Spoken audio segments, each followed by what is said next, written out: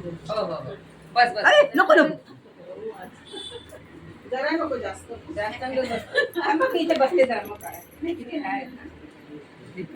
कोण बरं? आज गुरुपौर्णिमा गुरुपौर्णिमेबद्दल माझ्या पहिल्यांदा गुरूंना अभिवादन करून मी 2 शब्द बोलते. गुरुला एवढा मान का बरं देत, गुरुला आदर का देत, तर गुरु हा ज्ञान देत असतो. जगातल्या अनेक जगात गोष्टी आहेत, धन दौलत पैसा अडका कपडे एवढंच नसायला सौंदर्य सुद्धा हे कालांतराने नष्ट होतं, पण ज्ञान हे कधीच नष्ट होत. ज्ञान दिल्याने वाढत जातं आणि गुरु जवळ हे ज्ञानाचं भांडार असतं, म्हणून गुरुला इतका मान दिला जातो. असं माझं वक्तव्य, माझं असं नाही तर सुधा मूर्तीच्या पुस्तकाला आहे, सुधा मूर्तीने मांडलेलं आहे. बघा आपण आजकाल पाहतो की असं पाहिजे तेवढा मान गुरुला मिळत नाही. म्हणजे आजकालच्या मुलांकडून शाळेतून वगैरे आपण पाहतो मुलांच्या मनात काहीतरी वेगळ्याच भावना असतात. आणि आता हे म्हणजे कसं त्यांच्या ज्ञानाच्या कक्षा अधिकच रुंदावल्या, आपल्यापर्यंत मर्यादित होतं, पुढे वाढत वाढत गेलेलं आहे इतकं की मुलं शाळेतील शिक्षकांची टिंगल करतात. त्याच्यावरचा एक किस्सा पण अनुभवी किस्सा. एका वर्ग भरलेला होता. शिक्षक येऊन खुर्चीवर बसले. त्यावेळेस शिक्षकांना कधी खास कधी खुर्च्या वगैरे असायच्या बसायला, तेव्हा शिक्षक बसले आणि वर्गातील मुलांनी गोंधळ सुरू केला. खूप मागे गोंधळ वगैरे सुरू झाला. शिक्षकाने दांडा आपटला, गप्प बसा. मुलं गप्प बसली. त्यातला एक मुलगा उठून उभा राहिला. गुरु मला तुम्हाला विचारायचं, गुरुजी एक प्रश्न विचारायचा. विचार. त्याने काय प्रश्न विचारावा? गुरुजी लाज म्हणजे काय? गुरु थोडा वेळ शांत बसले आणि म्हणाले ये पुढे ये. निर्लज्जासारखा तो पुढे आला. गुरु म्हणाले कुठून तू टेबलवर उभा राहा. म्हणजे खुर्चीवर चढून त्याला टेबलवर उभा केला आणि सांगितलं आता पॅन्ट काढ. समजलं तुला लाज म्हणजे काय? खाली मान घालून बरोबर आहे बघा. अशा प्रकारे करून दाखवलं तर कळतं. तेव्हा कशाला तर पुढे बोलणारच नाही ना. तर असं गुरुबद्दल मला थोडासा किस्सा, एक थोडासा हास्यास्पद होता, पण एक त्यातून शिकण्यासारखं. हो. आपण म्हणतो की आपण की गुरुपौर्णिमेच्या बऱ्याच काही पोस्ट आपण काल परवा पाहतोय, वाचतोय की हा माझा पहिला गुरु.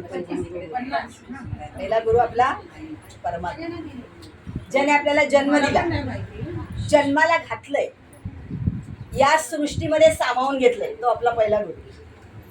दुसरे गुरु तर अर्थातच आपले आई वडील आहेतच, ज्यांनी जन्माला घातलंय, बोलायला चालायला त्यांनी शिकवलंय. तिसरे गुरु आहेत शाळेतले शिक्षक, ज्यांनी लिहायला वाचायला शिकवलं. मी हेच म्हणते माझा आपल्या गुरुचे ते आपल्याला लिहायला वाचायला शिकवलं म्हणते तिसरे गुरु. त्याचबरोबर हे माझे गुरु आहेत, यांनी माझ्या व्यक्तिमत्वाला विकास घडवला, व्यक्तिमत्व घडवलं. मी होते शिक्षक, पण शिक्षकांचं एक कार्य असं आपल्या वर्गापुरतं मर्यादित. आपल्या मुलांना समोरचा फक्त ज्ञानाचा एक विषय असतो, तो विषय समजावून सांगता. बाकी इतर कोणत्या गोष्टी हे केल्या जात नाही. पण जेव्हा सामाजिक क्षेत्रात आपण उभं राहतो आणि तिथे बोलायला लागतो, तिथे थोडासा आत्मविश्वास जो हवा आहे तो मला यांच्याकडून मिळाला. अजूनपर्यंत मी कधी तोंड उघडून बोलले नव्हते, खरंच बोलले नव्हते. पण आता मला हा जो आत्मविश्वास आणि सांगते शारीरिकदृष्ट्या मानसिकदृष्ट्या सगळं बळ हे यांच्यामुळेच मिळालेलं आहे.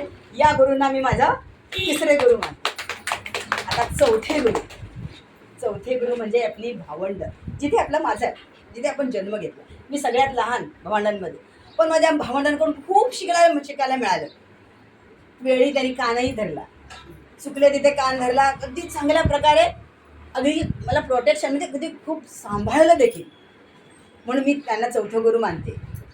पाचव्या गुरु तुम्ही सगळ्या मैत्रिणी, अगदी बालपणापासून मिळालेल्या सगळ्या मैत्रिणी, या मैत्रिणी धन्यवाद धन्यवाद. आणि या मैत्रीमध्ये खूप ताकद असते. तेव्हा जेव्हा मैत्रीमध्ये आपण येतो तेव्हा कळतं की आपलं हे दुःख काय नाही. आपण आपल्या दुःखाला कवटाळून बसत असतो, आपल्या घरात असतो आपण, मला किती दुःख दिलं नाही. जेव्हा आपण मैत्रीमध्ये जातो, मैत्रीच्या एकमेकींच्या जेव्हा गोष्टी कळतात, अनुभव मिळतात, तेव्हा आपलं पण दुःख त्यामध्ये कमी होतं आणि एक मैत्रीमध्ये विश्वास तयार होतो. शेअरिंग. विश्वास हा मैत्रीमध्ये अतिशय महत्त्वाचा असतो. आता त्यानंतर गुरुचा क्रम मी माझ्या पतीला दे.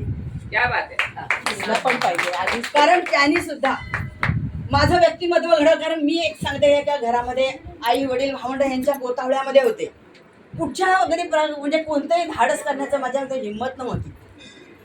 कारण आमची एक तशी हेच होती, कारण आम्ही घरातून तसं घरात वातावरण तसं होतं. 2 भाऊ मोठे होते, बाबा होते, त्यांचं कडक, आणि आपल्या काळात तसंच होतं वातावरण. जरी आपली चूक असली तरी आपण ती चूक म्हणजे हे करत नव्हतो. म्हणजे आई वडिलांची चुका आपण काढत नव्हतो. हो.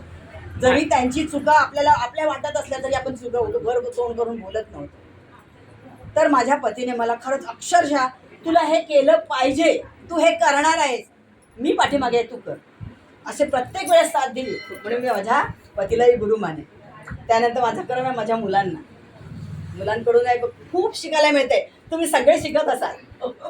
एका शब्दातच सांगते, मुलं आपल्याला नेहमीच म्हणतात तुला काय कळतंय, हा बाबा. हो की नाही? म्हणजे त्यांना कळतंय, आपल्याला कळतंय, आपण त्यांच्याकडून शिकत असतो. अशा प्रकारे माणूस हा काय झालं जीवनाच्या अंतिम क्षणापर्यंत शिकत असतो. बसायला सांगा. तो विद्यार्थीच असतो. आणि सगळे अवतीभोवती सगळे गुरु, एवढंच काय, झाडं वेली पशु पक्षी हे सुद्धा काही ना काही आपल्याला शिकवत असतात. हा, अगदी मधमाशी कण कसा गोळा करायचा हे शिकवते. दत्तगुरूंनी 24 गुरु केले ना. म्हणून हे सगळे